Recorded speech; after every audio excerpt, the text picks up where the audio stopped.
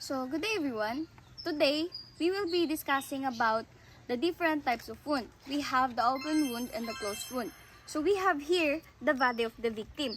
So, dito, makikita natin yung tinatawag nating klase ng closed wound. Ito yung sinasabi, or ito yung tinatawag na bukol or hematoma. It is, as you can see, it is found in the right frontal or the forehead of the person. So, pangalawa, meron naman tayong tinatawag na bruise or yung tinatawag natin na pasa. So, dito, sa nakikita ninyo, we have here the body of the victim. The bruise is found in the right upper brachial arm of the person. So, pangatlo, meron naman tayong tinatawag na abrasion. Ito naman yung klase ng sugat na nagkakos ng pagkadapa ng isang tao. So, we have here the body of the victim. As you can see, the abrasion is found in the right patellar or the anterior knee of the person. Next, pang-apat naman natin is meron tayong tinatawag na incised wound. Ito yung mga karaniwang nakikita natin ng cause ng hiwa ng kutsilyo. So dito, we have here the body of the victim. The incised wound is found on the front right crural leg. Sige.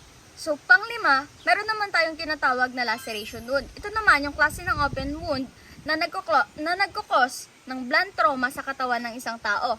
So, dito, as you can see, we have here the body of the victim. The laceration wound is found in the left middle antebrachial or the forearm of the person. So, ngayon, we found another body of the victim. So, didiscuss pa rin natin yung dalawang klase ng sugat, which is yung the closed wound and the open wound. So, dito, ang pang-anim natin ay tinatawag natin na burn or yung paso. So, as you can see, we have here the body of the victim. So, the burn is found in the right acromial or the point of the shoulder of the victim. So, yung pang-pito naman natin, meron naman tayong tinatawag na laceration wound. Ito naman yung klase ng open wound. So, as you can see, we have here the body of the victim. The laceration is found in the right femoral or the thigh of the victim. So, pangwalo, meron naman tayong tinatawag na klase ng open wound. Ito naman yung tinatawag nating laceration or yung hiwa. So, as we can see, we have here the body of the victim. And the laceration is found in the right tarsal or the ankle of the victim. So, pang-9, meron naman tayo ulit na klase ng open wound. Ito naman yung tinatawag natin na incision or hiwa in Tagalog.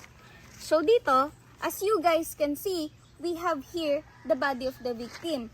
And the incision is found in the right crural or the leg part of the victim.